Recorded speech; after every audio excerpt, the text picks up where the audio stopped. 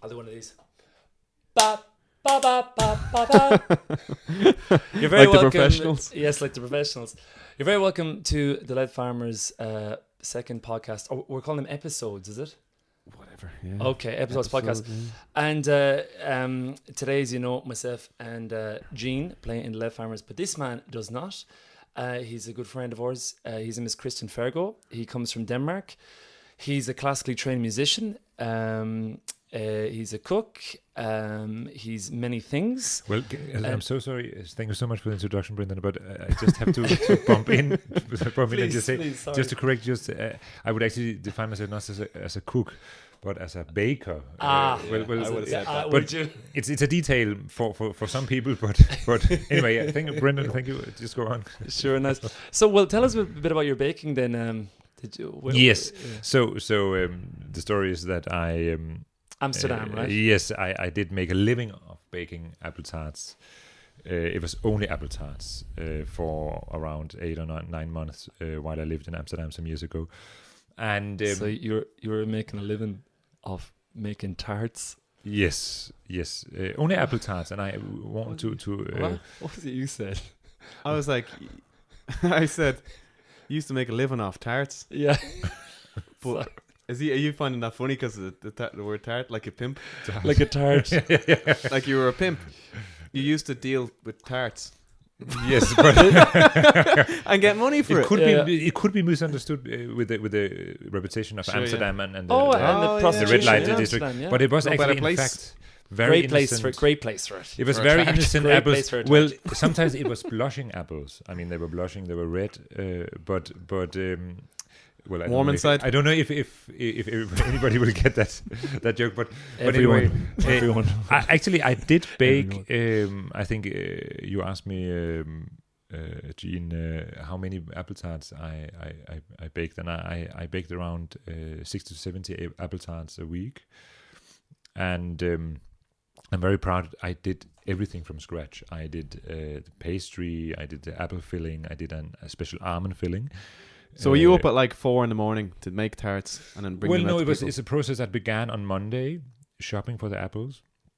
And by the way, I want to make sure everybody knows that it was biological apple tarts. So organic. Well, Nice. Organic, you say Yeah. organic in English. We're sponsored by biological apples, so it's Nice. And so I began buying these apples in another market stand. And then I would make the pastry the next day. I would prepare the apple filling, and then some of it was 2 different pastries, by the way, puff pastry and normal. I think you would call it Short tart crust pastry, short crust. Yes, in English, short crust pastry, and they had to rest sometimes also overnight and so on. So it was a long process.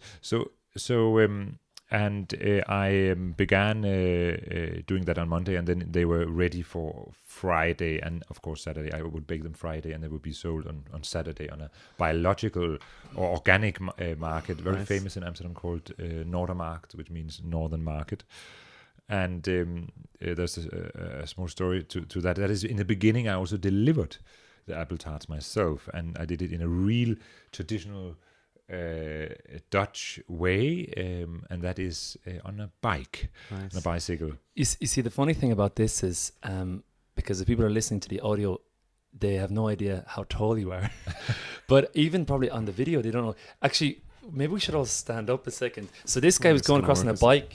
You stand up, I'll stay here. Well, But near away from the microphone. So you got a tall man on a bike. And Brendan is already. No one can hear you. Already quite. like what? You're 2 meters or something. I am actually 199. 199. I'm 199. actually 199. But Well, it's great to have you here, Christian. Great to have you here.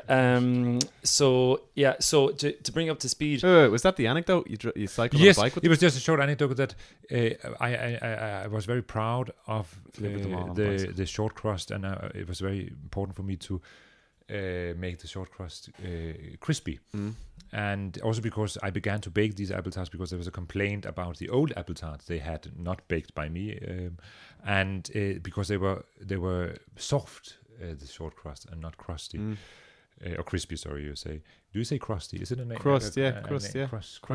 Crusty. Well, crust Yeah, crusty. Yeah, You can say crusty. crusty Okay. is kind of like crispy. But anyway, so at the beginning, I delivered it on a bike, and the thing is that in Amsterdam, the bike lanes are made out often by cobblestones, and they get with time a bit, uneven. Sure, yeah. And I know every single hole in these cobblestones from where I lived, which were on the other side of Amsterdam than where the market was. So I really literally biked looking at every cobblestone and trying to avoid all the holes, because if it would bump, it's some of ruined, the yeah, appetites yeah. would break and so on. So That's funny. Yeah. So and I know it very well, but yeah, it was a nice time. So you became very good with holes and tarts in Amsterdam. Yes. Nice. Yeah. What's that, Doug? Yeah, no, I just wanted to. Sorry if I interrupted you there. Just to bring up to speed. So the group is on its way to America. Gene, you're in the group. So run away to America tomorrow, and we're looking forward to that. And if anyone's in America listening and watching to this, we're looking forward to check out our website for dates in the US of A. The last time we did one of these, we asked people to send us some questions if they want to do some questions and stuff. Now, I haven't showed this to you. Certainly, I think I've seen some of them though on the YouTube channel. You know, the www.youtube.com channel. Well, you know what? This was an email sent. This was an email sent. By who? Well, we And- just leave it. And there's a lot of questions. Oh my god! By one person. By one person. A lot of Nice. questions. Appreciate that. A lot of questions. So, I could do it like this, right? Christian, since you're not in the Lead Farmers, right? Maybe I get you to read these out to us quickly. Yeah. Yes. And then me and Gene are going to maybe Gene, without any hesitation, we just hit answers. Yeah, but try and answer them though. Don't just say sploopy shoop. I might do a You'll do a few sploopy poops. Just chill out and answer them. I think that would be Okay, nice. and this is sent in from Maya. So that's not her real name. Maybe I shouldn't say her real I'd like name. to just point out it's funny. Like we want to do like this a monthly thing. Like get this thing going and keep it going. Yeah, and yeah. we fell at the first hurdle, and we've missing one guy. Just to make that clear, that is quite humorous. The first hurdle, we fell. Christian, What is your favorite word? are we gonna do it to one person and then, or just do it to Or two? maybe I do one and the next question to you. So banjaxed, because there are a lot of Is questions. that a word? I don't know. Yeah, should be. Oh, let me get on the Yeah, old banjaxed. laptop. Do I'm you know not- that is word, it- Christian? No, never heard. Banjaxed. Banjax. It should mean broken, but I think it's an Irish or English term. Oh, Urban Dictionary. You can't really accept. No, banjax. Irish yeah. term meaning to break, I'm not beat an to urban. hell or destroy. The fecker rode into me on the roundabout. My car was banjaxed. Yeah. I'm not seeing it as a legitimate word. Wait, Where are is you getting this- legitimate is word? this- I've this never heard it. I've never heard Urban. I don't. I think Urban Collins? Dictionary. I'm in Merriam-Webster. Urban Dictionary. Are you familiar with Urban Dictionary? No. So Urban Dictionary is a kind of a place for new words that have been developed. They go into Urban Dictionary, but I don't think they're accepted in, let's say the Merriam-Webster or something like that. It's in Merriam, man. Is it in Banjax, Merriam? Yeah. Damage or ruin. stand- Also smash. Okay, next one. But you didn't answer the Just, first one. no. Next question is to you. Yeah. Oh, so number 2 Let's is do to that. me. All right. Okay, you did. Yeah, of course, that was banned. So, My favorite word would. what would is have your been real least? anyway? What is your least favorite word? Dandruff. Really? It's got a nice rhythm to it. Dandruff. I will I say don't as well, like the though. concept of dandruff. I know. Yeah. You're Like thinking white stuff coming off your hair, flaky head. flaky head. Old flaky head down the shops. You know. What you like? Okay You like a with? bit of. You're like. Like a bit of druff. Yeah, I remember there were so many commercials with shampoo where you would get rid of your and shoulders. dandruff. I was watching a lot of Sky News. It's not a hidden commercial for Sky News. I don't do it anymore. They've got loads of that. All this commercial crap. But anyway, there was a lot of commercials when I watched this, and always with this anti-dandruff shampoo. And I thought, what is so terrible about some small white particles? It could I almost think be dust. My thing is what you're doing is you're masking the problem. You've got a weird dry head. You should probably drink more water or eat more fruit, but you know, again, like is it because of a dry head? yeah. Like I Oh, remember when I started eating way more fruit. Like I used to have a bit of dandruff. Used to have Head and Shoulders, and Head and Shoulders apparently is really bad for your hair. Yeah, like I it's heard apparently that, really bad. So I used to have Head and Shoulders because I had a bit of dandruff, just to make sure there was no Why is it dandruff. called Head and right? Shoulders? I mean, 'Cause it's are you From your head to your shoulders, there is dandruff. You know. okay. Yeah. So I did that, and then when I started eating fruit, I was like, I for some reason I didn't need it anymore. My skin was real nice and stuff, and I didn't use it, and then I didn't have to use the Head and Shoulders shampoo to ruin my hair. So you're kind of masking a problem that exists. You should really find out why you've got a weird flaky head first. It's a very good point, Gene. It says here, oil from the scalp causes the skin cells to clump together and appear as white flakes. Dandruff can be oil from the scalp causes the skin cells. That was a dry head. Well, I'm not finished. Maybe there's something about oily dryness. And so dandruff can be caused by a number of things, including dry skin, sensitivity to hair products, and skin conditions such as psoriasis dermatitis or eczema. What the hell? Seborrheic. I'm terrible at words like that. Yeah. The overgrowth of yeast can also cause dandruff. The over? The overgrowth of yeast can also cause dandruff. Okay, well, we're moving on. What is what turns you on? Oh God, shapes of women. Shapes of women. That's a very clear answer. You also mean the curves? Of Particular angles and stuff. Yeah. Like you know, like you see a particular angle and you have to I don't know, it grabs your attention. I don't know if it's for everyone, but it just it's something that like I always try and be respectful to people and all that. But there is something that happens when I see a good curve of someone and I go, I have to look at this. There's something inside my chest that's happening, something quite natural, I think, and it shouldn't be, what's that word? Inside swept under the rug. Your chest. Is your question going to be what turns you off? Because this is how it seems to be going. But let's just see. What turns you off? Turns me off. I suppose we're talking about women now. Or we're talking about. You can kind of take your own spin. You don't have to. I know what I would say. Please, by all means, what would you say turns you off? Death. Oh, like necrophilia. You're not into the old necrophilia. Death. Can I just point out? No, maybe it's also narcolepsy and necrophilia. I used to get them mixed up. I don't even know what narcolepsy is. People who have that condition where they're kind of like they're walking and they just fall asleep. They just fall asleep. And I got them mixed up. And I once said something like, as a joke, I was quite tired, and I was like, I'm gonna go for a nap, and I was like, I think I got a touch of necrophilia. But I meant narcolepsy. But what happened is I just told everyone I've got a touch of fucking dead people. Yeah. I've got a touch of like digging up a corpse and then fucking it in its corpse. I've got my turn off. Oh, okay. It's and I would stick with women because women. It would be women who are insecure about their bodies. Okay. That would turn me off because I'm like, you're like. Jesus, I'm like, no, but you know what I mean? Like when they're all insecure about their bodies, like it can also be a bit almost when they're a bit shy, I don't know. It depends on the magnitude for me, anyway. Yeah, I think. But we are all different. We are all different. But because when someone's awkward in a situation like that, it's never good. So if they're awkward when it comes down to kind of like let's see each other's bodies, then it's never good for anyone. Because I'm specifically thinking about being turned on and being turned off now in this scenario. So, I mean, I could say turn offs about, a whole bunch of things like people who, will walk into an apartment with mucky shoes on. That's a turn off, but that's a different thing. Christian, next one. Sorry, I'm talking too much. Next one. What sound or noise do you love? I like this.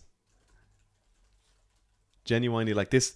A sound of typing, the sound of typing. Sorry if you couldn't hear that. Yeah. It's the sound of typing. There was one time where it's kind of weird and embarrassing. Here, watch. I'll do the sound of typing. Oh yeah, you do it. There's something. I remember once I sat in my computer room in my house and I just kind of did that without actually pressing them. Just going, and I go. It just, I don't know. It just sounds so cool. It's funny because it was some weeks ago I was sitting on a train and there was somebody working with his laptop. And he did it so loudly. That's the thing. Angry typers are so annoying. It was literally like this. Yeah. I thought you were going to wreck your keyboard slowly. And anyway. Yeah, it's so bad. Let's move on quickly. Sure. What you could probably guess what the next one would be. What sound or noise do you hate, Brendan? I'm not big into loud feedback noises on the stage, although then again that's just because it's loud. No, a noise I don't like is fingernail scraping. On a chalk thing or something? On chalk, don't, on many don't talk things. about it. On concrete. I can't even. Yeah, no, I'm getting it in my own. Because I can imagine the physical no. sensation, and it's like, yeah, it's probably the worst thing. Yeah. Sorry, let's move on. I think more it's the physical for me. Like when someone puts nails on concrete or something. Oh, no. Okay, go on. So Gene, what profession other than your own would you like to attempt? I wouldn't mind working in an old cafe. I know that sounds outrageous, but if I had like a little cafe where the old locals come in and they go, "Do you want a cup of soup?" And they go, "Yeah, it's carrot soup today." And I go, "Oh, sweet. How are you getting on?" And I'm like, "Yeah, sweet. Yeah, just dropped the kids to school this morning, and I was watching an episode of making some tarts and bringing them across Amsterdam." I'll be making all sorts of tarts and stuff, and just a real simple life of working in a cafe, feeding people soup. I can follow you. I understand. Yeah, asking people how their love life There's something is. very charming about that. Yeah, just chilled out kind of thing. Because this life is a bit wild, which I like at the age of 28. But maybe at the age of 38, I'd like a cafe and some soup. Very good. And Brendan, I don't even have to read it. I think you can. Well, actually, what? What profession? Let's see. Yeah, what profession do you want if you have to have this one? No, is that what it would, the opposite would be? No. Think about it. What? So what was my question? Your question was what profession would you like to attempt? Would you like to have? And what profession I don't want to attempt? Yes, exactly. What profession would you not like to do? Is the question. But I think anything 9 to 5. Anything 9 to 5. Nearly anything. What if it was like 5. hanging around and watching a few things? You know what I mean? Like, okay. Do you know what? Sorry. Not anything 9 to 5. Because let's say if I, from 9 to 5, I get to hang around with my mates. And draw throw pictures frisbee around and eat nice food. I mean office work 9 to 5, Monday to Friday. I think that. I don't think I'd be into that. Gene, if heaven exists, what would you like to hear God say when you arrive at the pearly gates? Yeah, pearly gates. I'd like him to say, "You know what? You don't believe in me, but I'm letting you in anyway." And it's exactly what you think it is when you were a kid. Like when you're like it's like you can get whatever you want. All the best people are here. You've got a fountain of ice cream. Your bed is a race car. All these mad stuff. It's funny that because you're talking to God, but it's funny that you don't believe in me. You know what I mean? He'll go, you don't believe in me. Yeah, exactly. And he'll go, don't worry about it. But then you're going to go, I know, but now I believe in you. Well, of course I do. Yeah. It would be really nice if God said, but I believe in you, Gene. Who's Eugene? But that's okay. That's good if he believed in me because it would be nice if that was all true. This is a nice question for you, Brendan. All right. If you could choose a superpower talent of any kind, which one would it be? To fly. To be able to fly. Okay. Yeah. Maybe you should also just superhero talent. That's throw that onto you. Maybe it's interesting for people to hear. Yeah. I've always liked the idea of being invisible, but I think if you had that power, you would kind of abuse it and you wouldn't really deal with situations well, But it would be cool, and I mean, just for going up, what I mean? Like, it's like you're feeling a bit awkward, you just go, I'm just going to go invisible, fuck you guys, or like the police come, fuck this, I'm just going to go invisible. You wouldn't take responsibility for anything. But I would like it because you'd get to see situations, like you get to walk up to... So you spy, you'd like to be able to spy? Yeah, like walk up to like a gang that, like a real rough gang. Yeah. I'm just like, what do you do? Because if I go in like Louis Theroux, I'm not going to get the full experience. And if I go in and try and infiltrate the gang, I mean, maybe I'll get it. That's too much work. Okay. I just want to go invisible. Yeah, but it's a good one. I think I'll start with you, Gene. If you could do a time travel, where and with whom would it be? Time travel. Now is pretty good. I want to go back to the dinosaurs with Superman because it would be very dangerous. So I want to be protected, but I do want to see the dinosaurs. But I don't want to get eaten. Or with David Attenborough. He's not going to protect me against it. But he'll give you a great narrative as I'm getting chewed alive. Getting eaten by look how much G. Malone is getting devoured by this velociraptor. That would be a good way to go, actually. Getting your death narrated by David Attenborough. And it'd be found... if your fossil was found, that would fuck people up. Fascinating to see the primary male eating this vulnerable little human being. Vulnerable time traveler. We're presuming that he gets eaten first, by the way. You were like, screw you, David. All right, Christian, next one. David will be all old, and they wouldn't. I'm the fresh meat, you know. Well, David was born around the time of the dinosaurs. That's why I know. So I'll just rephrase this question because I think the grammar is not totally correct. Sorry, what was he called? Maya. Maya. Sorry, Maya. Because so it says. Isn't Maya like American? What kind of German, I believe. What kind of piece of advice that you wish everyone would take to? What's a piece of advice I'd give that you wish everyone would take to heart? Oh, so yeah. So what I think Maya means is. I like that question. That's a great question. So what kind of piece of advice would you like everybody to take to their hearts? Give them one. That's a nice question, advice. Maya. See, this comes with the presumption they're going to listen to me. Yeah, but so that's what it says, difficult. that they will take it to heart. So they will listen. Okay. Yes, they will take it to heart. Assess your belief system. Don't take your belief system for granted. Wherever you're born on this planet, whatever you're born into, don't necessarily take that for granted. So I think that would be a thing that could help with a lot of conflict, help with people be more open and stuff like that. Do you got one, Christian? You seem like you've got some advice you want to give the world. No, I don't know. I think it's a very good one. The one you come with. I think I recently I read a book by a Danish musician, and also he was I think you call it a society critic, or somebody who was thinking about society and things like this. But he was also a marvelous musician. He classical musician, clarinetist. He was called. Wait a moment, I have a blackout now. With the names, it's so terrible. So we need one of these that's things. why we have the internet. No. But wait a moment, I can do millennials. this. So his last name is Peter Bastian. And but anyway, what I want to say is that he learned just a background short. He was a classical musician, but he came from a very poor family. His father wanted to be an opera singer. His father came from a farmer family. His father, his grandfather was a farmer, but suddenly his father thought, I want to be an opera singer, and they were very poor. Sure. So he financed his singing lessons by the fact that he invented some kind of play toy, which he sold. Invented what? Is this Lego? No, it's not Lego. Some kind of play toy. Sorry, some kind of toy. Yeah. And he sold the what do you call the patent? The patent or something like this. To Australia, to a company in Australia, and got a lot of money, and then he could finance his. Anyway, so the father was an opera singer, and the mother also became an opera singer later, and so on. So it's very, very interesting background. But anyway, but he was a marvelous classical musician, but was obsessed with Bulgarian, Romanian clarinet folk music tradition, where you play 13 semiquavers and things like this.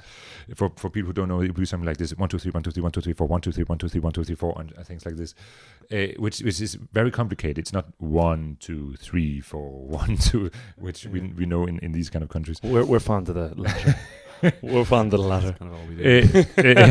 But anyway, fuck all this Bulgarian. But what he said is, because he invited these Bulgarian musicians he met in Bulgaria, he went there himself to learn from them, to Denmark. He was a Danish musician, to Denmark to perform, and they hated Danish music. They hated Danish food. They thought it was primitive. What is Danish music? Danish music is der et yndigt land, det stormede brede byer. So like lead, like it's just like folk, a German folk song. German folk songs. It's a bit like this, very simple for them. Yeah. But then he says that, of course, he couldn't expect them, these Bulgarian musicians and Romanian musicians who grew up in a communistic regime and so on, to be able psychologically to fathom another culture. Right. But, for example, he takes the Danes, who have developed a psychology, a self-perception of your psychology after the 1960s, and it came this self-realization, and a lot of psychology things, and people really into this. We can much better, and he could also, of course, then meet other cultures and try to imagine how is it for them. So what I want to say is to come back to the original question: what would you piece of advice would I give? I would give this piece of advice: never think there's only one perspective of something you see or you meet, somebody you meet. That's a lot like try to do your best to develop an ability to imagine how it is for the other person. Of course, it's very difficult. I don't say it's easy, and I don't master it at all. But contrary, but I'm aware of it, and I think if people would be more aware of this, I think the world would. But be with the question, like better. if you gave them that advice, they would take the question says it's been taken to heart. So you give them that lesson, and it is taken to heart. That would So exactly, it would be a good one. Another one that's so difficult. It comes to me, sorry, and then I'll finish my thoughts to this. That is, or my advice would be to everybody: just play 20 minutes of music on some kind of instrument or sing or something every day, and I think the world would also be better by that. That's cool. Yeah, sure, I would agree with that. Yeah, it's kind of like a meditation type of thing. Yeah. Cool. So, you know what? I'm going to ask 1 or 2 questions that was written in on our Facebook here. Let's do that because we don't do that. So, I'll put it out here to everyone. So, this is from Jesse Rubish. Who is your favorite Teenage Mutant Ninja Turtle? Or Renaissance artist? Maybe I'll take the first one. You might take the second one. Because I used to have, I can't remember which one it was. I know them all. I'm pretty sure. Kumi. I know them all. I know. You know them now? Well, you can test me. I know them all. So give me colour. Oh, colour? Give me a colour. Oh, this is the Teenage Mutant Ninja Turtle test. You have no idea how much I was into the Silver. No joke. Silver. Blue. Leonardo. Red. Raphael. Orange, and he said his name. Michelangelo. And purple. Donatello. Very nice. If you want any extra and how do you remember that? You just know that, or I just know it. I actually, confirmation. Did the holy ceremony? When we're 12 in Ireland, we have to do this Christian thing that no one really knows about. Where you get cash. That's what the kids thought. Yeah, that's where you get money. But what happened is, this is a true story. So you can get to pick another name. And I think my mom was encouraging me to go with like Michael or Francis or something. Apparently you had to, in my school they were saying you have to pick a holy name. Well, listen to this. Yeah. So it's maybe because Michael is a holy name. What's a holy name? Francis is definitely Saint Francis. In the Bible, I think, isn't it? Well, there's a Francis in the Bible. Okay, anyway. Probably there's a saint something. I think it has to be a saint. But I don't know. But anyway, I got up there and you have to whisper to the priest apparently, and I went, Donatello. I swear to God. And I don't think he heard me. He was like, granted, or something, whatever priests do, granted. So Donatello is part of my name because I was so into the turtles at the time. And Donatello was the one, he was the inventor, which is ironic because Leonardo, of course, is one of the greatest inventors. I have a small anecdote actually that reminds me of a small anecdote because my parents were actually priests, Catholic priests even. Well, no, it's a joke. Lutheran. They were Lutheran. Yeah, right? they were Lutheran. Yeah. But I just want to test people if they. But anyway, so they were Lutheran priests, and that is a fact. And I remember my father. He told me my father was a very clever man, and he was apparently also a priest. And then he had also this confirmation of these young people who had to confirm the baptism, and it would often be maybe 15 at a time. Okay. My father was a very absent-minded person. So, and he's supposed to, of course, to know the names of these children, and then he will say, for example, if it was me, Christian, do you believe in the Holy God? And then so there was this ceremony, and suddenly my father couldn't remember the name of one of these children. Oh, brilliant! So what did my father do? He invented suddenly an addition to the ceremony text. So he said, and bear in mind, people, that they had rehearsed this before, then it went well. So this child in front of him thinks, okay, now we'll just hear this, and I just have to say yes 2 times or something like this. This is what you remember. You say yes, and then yes. Yeah. So suddenly comes to begin with something totally different. Which name were given to you in the holy baptism? My father then said, and this child was. Johnny. Then it came out, Johnny. Would you confirm that? And in that way he got the name out. So anyway, so this is one anecdote. So the favorite turtle anyway, Gene. It's Leonardo. Okay. I don't really remember. I used to watch the Turtles, but I don't remember like their personalities. But I used to have a Leonardo toy, right? And he used to bend his back forward, and then it would go click, click, click, and he would do a genuine backflip and land on his fucking feet, cool. man. On his fucking feet. It wasn't like wow. Like that is mastery of engineering. Like you just this little plastic toy, you just bend it down here, click, and it'll go click, click, and it'll go whoosh and land on his fucking feet. It's great. It was insane. I used to love that toy. I can also, tell that's my genuine dad's name minus the O. So you know. Oh yeah, Lenny. I can tell you. So Leonardo was the leader. He was the Okay. He was the leader. He was the guy whom April O'Neil and April O'Neil. Yeah, her name was April. O'Neil. I remember April O'Neil. Yeah, she was Irish background. Well, she does look it in fairness. But Yeah, was, was so she Leonardo was sleeping with April, although you'd never see any of the details. I think you Brenda got was very disappointed about Michelangelo was the goofy guy. He was the Joker. You know, he was the cowabunga guy.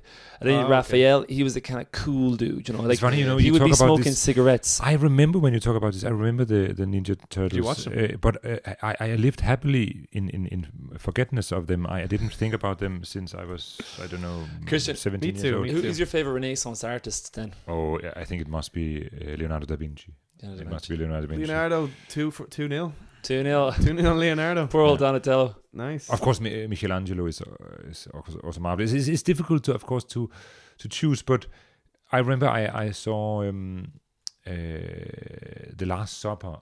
This famous Da Vinci painting. It's a fresco, right? It's a fresco on actually painted originally in a monastery in the eating hall of a monastery. And what is amazing about this is that during Second World War it was bombed and everything collapsed except this wall on which Leonardo da Vinci had painted this. And I saw it.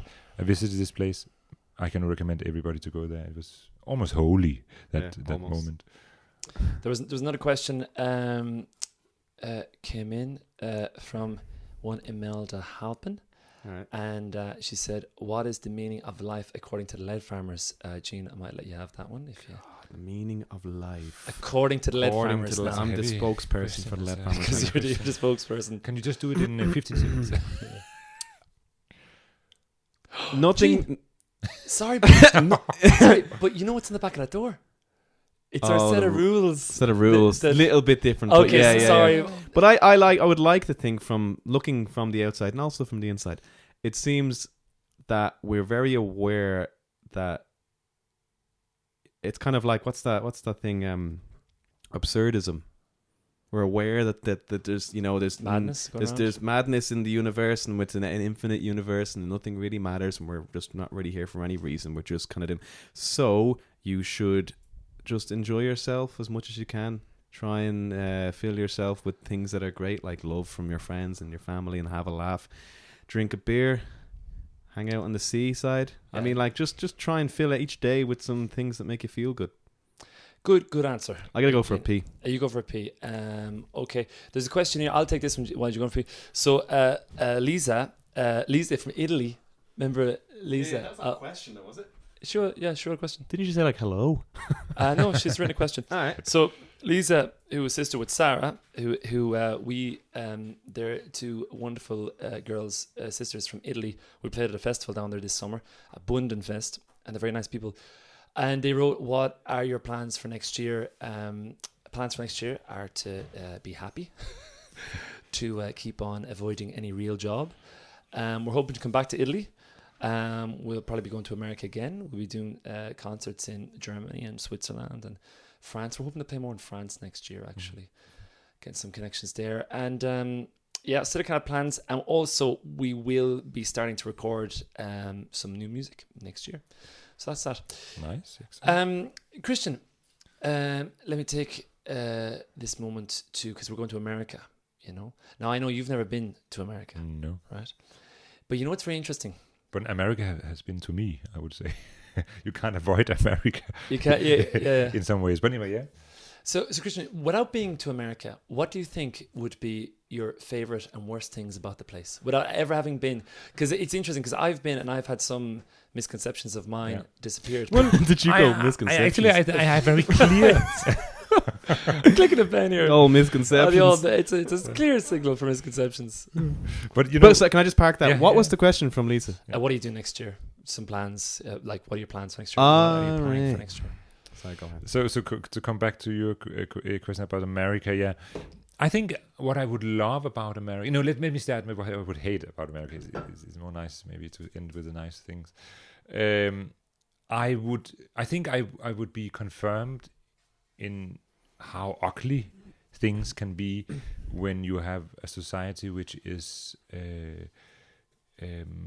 based on one thing mainly, and that is commercialization and heavy capitalism and so on. So what I imagine I would hate in America, but of course it's a very broad thing, America. So, I'm aware, and I don't want to make this mistake that I just generalize about whole America, because I think there are big differences. I could imagine, of course, it's a huge from country, east to west, and so California and New York and Washington. But and commercialization is rife there. But it is rife. Let's say for instance New York. I think I would hate this, that it is always business, which I imagine it is. But anyway, that's just my imagination. And then also that I would also probably miss history. I would miss a building from the 15th century, 16th century. Quite modern. Yeah. And not only the buildings, but also just the atmosphere of But there's a culture. crazy atmosphere in New York. And I think it wouldn't be business for the homeless guys. You know what I mean? So there is it's business on Wall Street, I think, but not necessarily in other places. Like there is also good energy. play. Like as in partying, it is. It's theater, art. It's everything.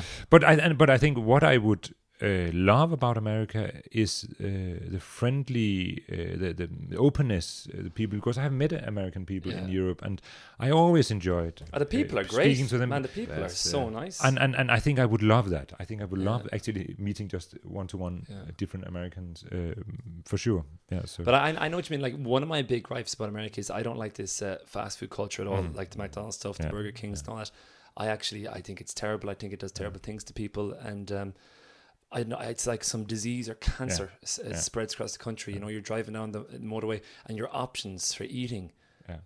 And I'm so sorry to. Remember KFC last year? Oh my Lord, that is not good food. But the thing about America is it's everything. Like, it's such.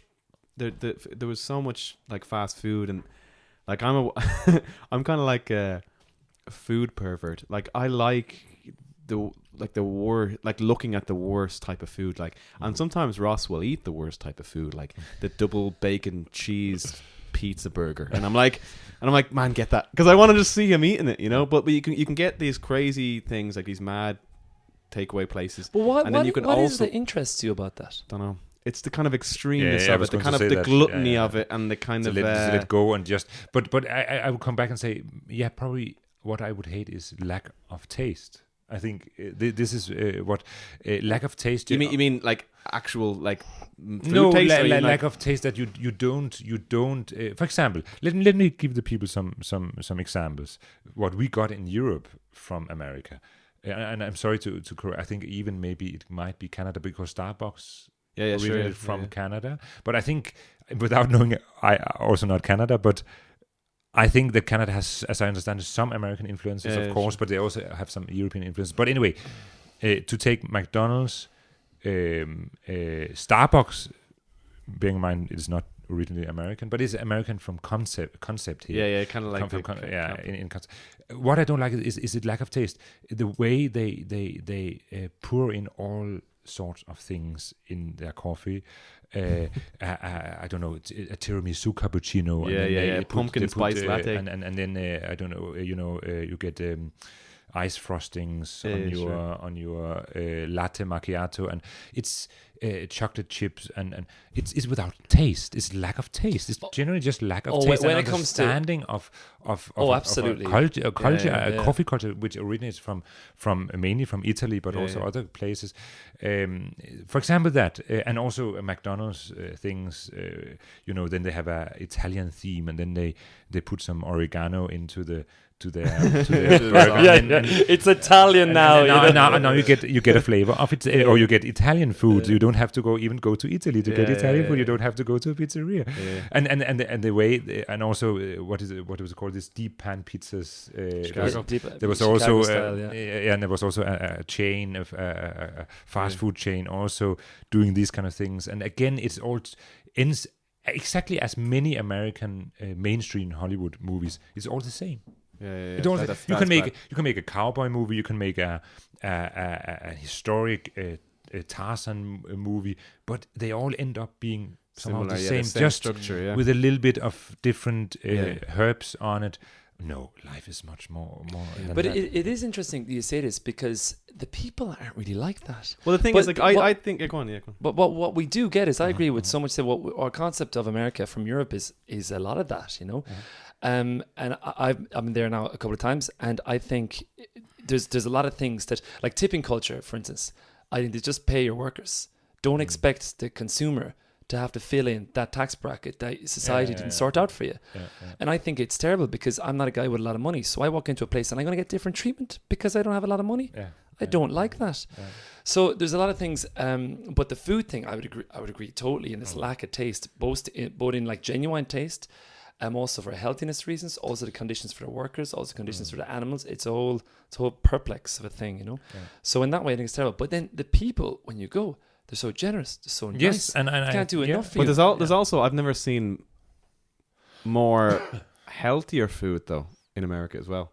Like there's such cool health food shops there. There's such and health. But that's a huge minority, I would say. But it only exists in America. Big health food. You're right. Organic supermarkets. Of course, you also have this, but I think that the shit rises to the top when the bad news normally rises. But I can give you again an example. Of course, you could take movies. I hate mainstream Hollywood movies. I love Woody Allen. He's also American. No, I mean we shouldn't get too much on this, because it's too big a thing. But maybe we could say exactly, and it's very generalizing. But maybe just to make a bit fun of it, maybe you could say that we dislike America and we like the Americans. Well, I would say I really, really like. My thing is, it's so big, and when you have something so big, like the reason there's McDonald's in, like, say, Switzerland or something like that, is because people want it. You know what I mean? And the reason it stays there is because people want it, and it does well because people like that. I would rephrase that. They think they want it. Well, okay, that's true. They think they want it, and people it will stay there because there's always going to be demand for it. America is so big, you're gonna get extremes, and you're gonna get really, really unhealthy food. You're gonna get really healthy food. But I think people, for some reason, want to focus on the bad side of things. I mean, I must say though as well, there is a kind of like an obesity epidemic in America. Fair enough, but it's But of course, we maybe also get a lot of the less nice things in America, in Europe. But we don't get so much the good things, or is it more difficult to see it maybe sometimes because it's not so mainstream? Of course, McDonald's is on every corner, also in Europe. So you see this. You're reminded of this. It's not long ago. I went there and I bought a burger just to see how is now the quality, just not to be able to, not to go around and say, oh, it's bad, and go on a wave and just being a sheep, saying the same as what everybody says, and it was genuinely bad. It tasted actually of nothing. It tasted of nothing. It tasted you're eating sauce, a bit of sauce. I could put together some ingredients and you would have the same taste in your mouth, and that is salt. I would take some cooking salt, a little bit of vinegar, a little bit of sugar, and then mix it. And you eat it. You have the same taste. Same taste, but it's the biting into a burger and stuff. That's a bit. Fun. But then I'll take a sponge. Mushroom or something. Anyway, we also love America, of course, in many ways. Actually, let me derail this a second because there actually is a comment underneath the YouTube video of our last podcast thing, and it's from Daniel Stevens, our good friend Daniel Stevens. So he had a question: all-time favorite beer. Oh, that's nice. Anything local. All time. Anything local. But why anything local? Why? I saw some kind of magical twist to it, isn't there? Yeah. You're sitting down somewhere local. But I mean, I always just like a clean Pils lager kind of a thing. All-time favorite beer, I'm going to go with Löwenbräu from a can for under €1. The great Munich. The great Munich beer, Löwenbräu, yeah. Cool, yeah. Apparently, I've seen a picture of Jim Morrison on stage with a bottle of Löwenbräu, and so I was sold as well. But I like it. It's light. It's to the point. I don't like my beer to have huge tastes. And I lived in Belgium for a year, and I went through all those beers, which are delightful. But I don't drink beer to taste it. I drink beer to get drunk. So while I appreciate tastes of all those wonderful things like a Leffe or Westmalle Trappist or one of these Bush beers that's like 14%. From Belgium, I think they're fantastic tasting, but favorite one for me, chill out, would be a Löwenbräu from a can. Yeah, I don't think I can answer that question. Like, I'll genuinely drink any old piss, but I do, like you said, I do appreciate some beers. Like, I'll try anything, but I'm the same as you. Like, I drink beer to get drunk. So what's the point?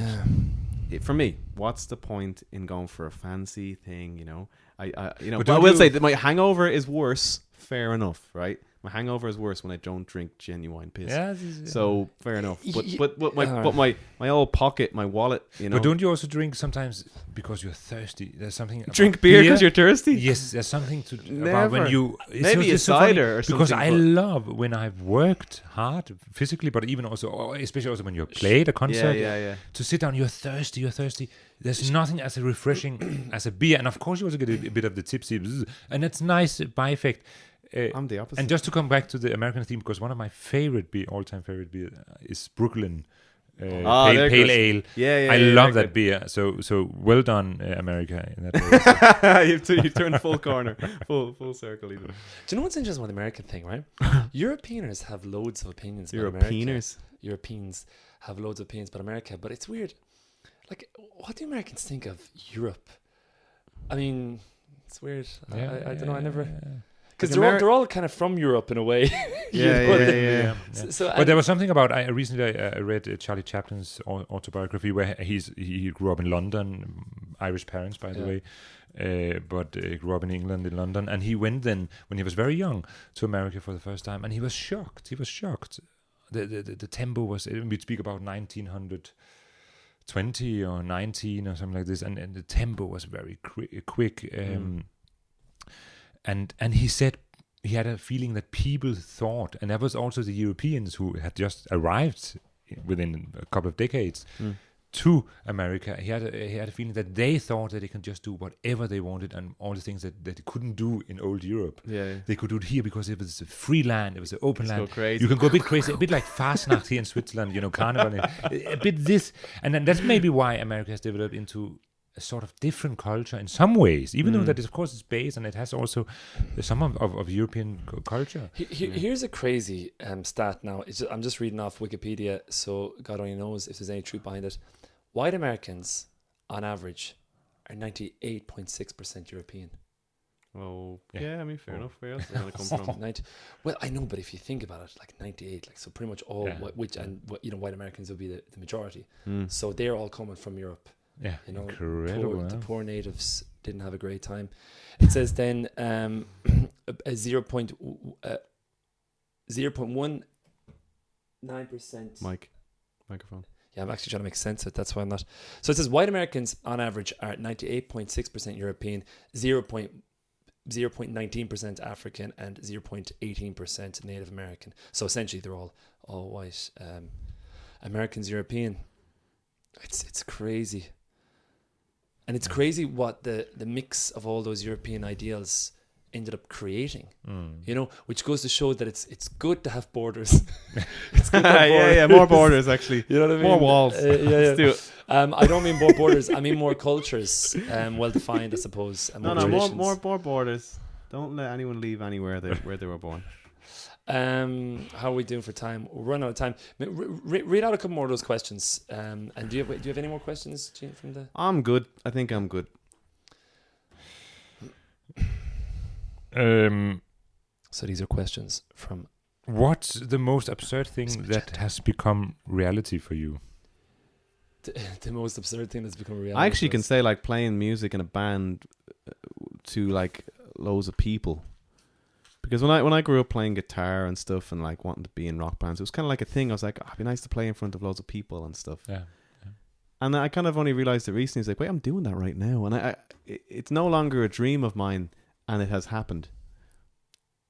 So I don't know. That's quite strange when I think about it. Like sometimes I play in front of loads of people, then I go home and whatever, and I go to sleep. And I kind of think, like just before I'm about to go to sleep, I'm like, so weird, you know. It's so weird that I'm doing this. I don't know. It doesn't. I'm not taking it in or something. It's strange. What advice would you give now your 13-year-old self? God.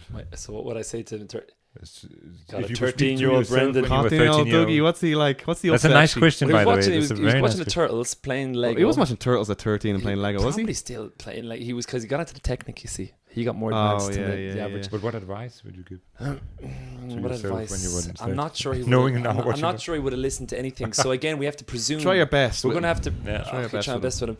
What advice? Bit of a loose cannon, is he? Well, what my mum said, I remember at the age of 13, what my mum said is do something you love and never work a day in your life, is what my mum said to me at the time. And I think that stuck.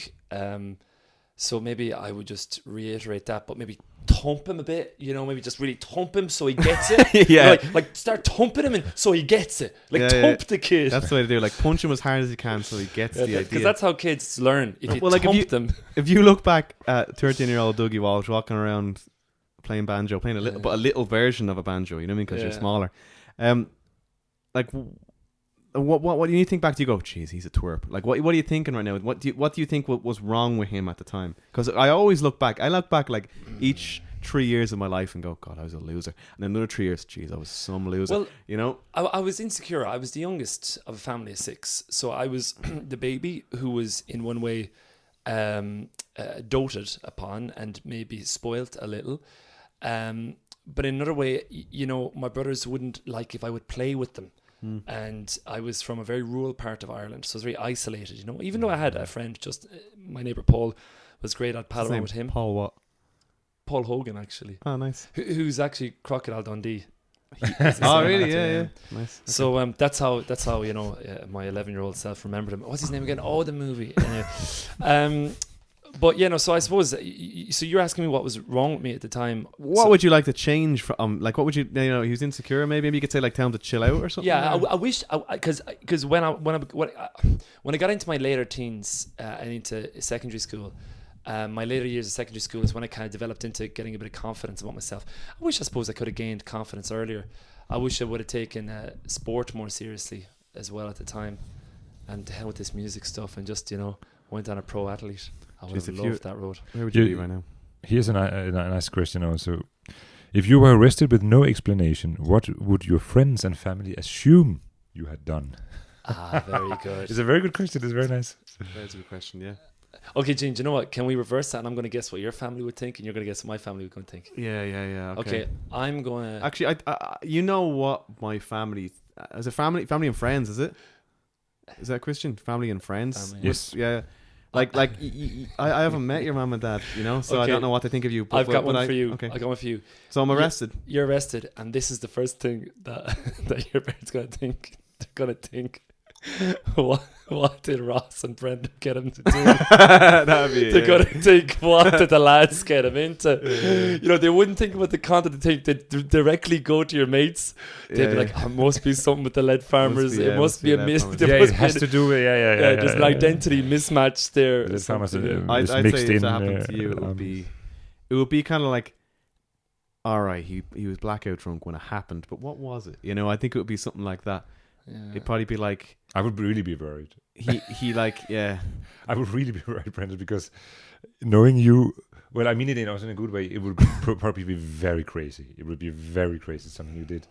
Well, I mean, like things. I mean, nudity could Yes, be something I was that going to I say would that. already. It's so but funny. that's not really very crazy. I No, mean, when you say but in crazy, like, combination with it, I can imagine you in America now. I'm nude selling drugs. And if you're nude selling selling drugs, I can- not doing your taxes while driving a car drunk. and sleeping with a prostitute. Yeah, getting a yeah, blow- and But I gambling can also imagine in Mexico. you Is that walking even a around thing? naked on one of these famous bridges called in New York the Brooklyn Bridge. Brooklyn Bridge, walking around naked. Did you say London Bridge? Just said London Bridge. It's like, all right.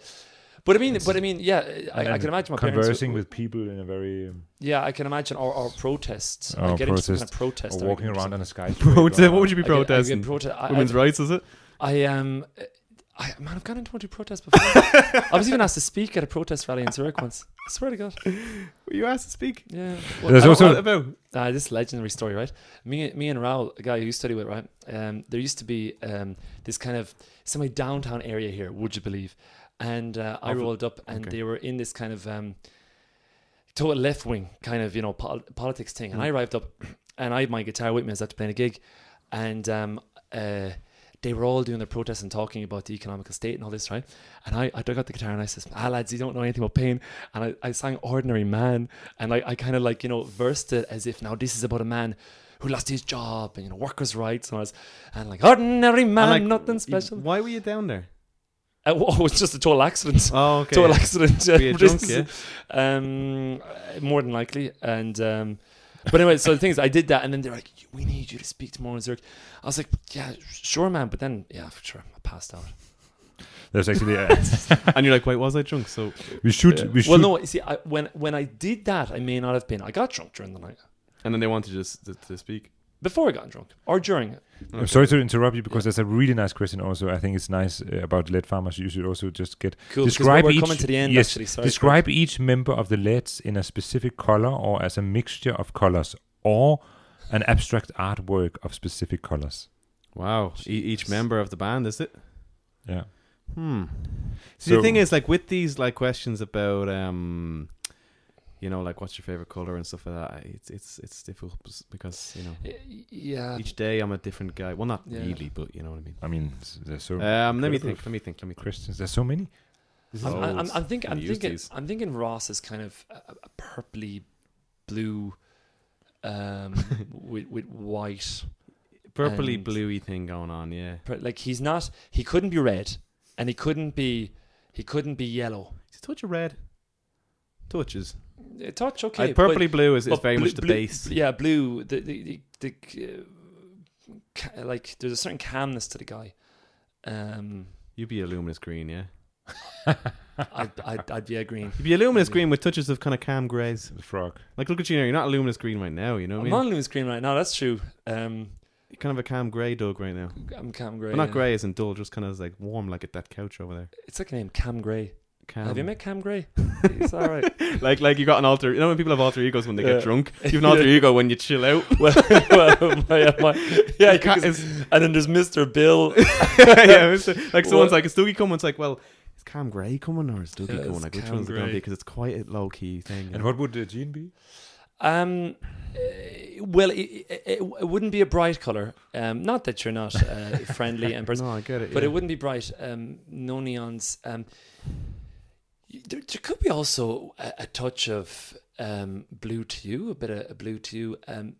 I think there's also maybe an earthiness to it, maybe like a brown. I think there's a browny greeny going on. Yeah, browny, greeny, bluey. I see some blue also. Yeah, grainy, browny. I had to make all John Gray. Bluey, grainy, hairy, John Greeny all the time. Rooney, Poony, Rooney, Toony, Sloony, Poony, Rooney. I know. Sloony, Poony. Well, that's a difficult one. Give us one more. Okay, one more. We're gonna have to end. Yeah. What's your favorite song? That's in that realm again of questions where I find it difficult. Ask me tomorrow; it'll be different. Okay. Oh wait, let's try our best. Okay. Do you have a favorite song, Doug? No.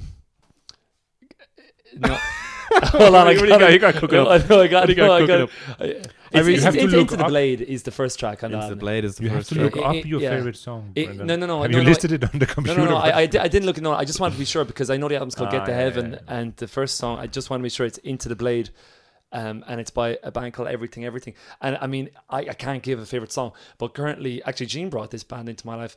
And when I listen to that, almost no matter where I am on the planet, I'm going to go, what's your favorite song? Can I just say, like, right now, I'm really enjoying a tune.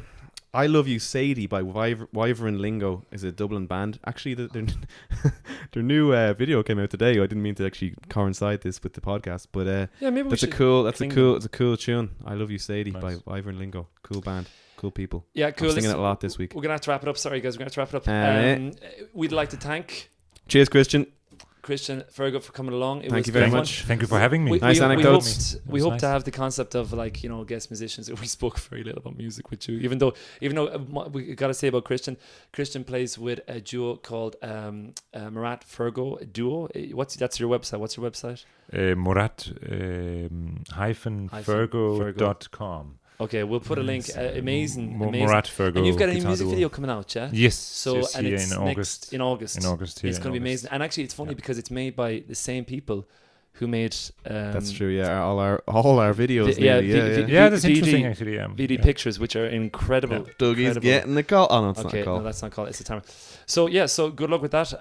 Good luck in America, Gene. Oh, thanks, Doug. I'll see you at the airport tomorrow. Good luck. Good luck in the next 6 hours. I want to actually. Did I say something? Do you want to say something? Last Champs-Élysées. No, I think I'm good actually. All right. I just full blown forgotten it. That's all. All right. Cheers, guys. Cheers.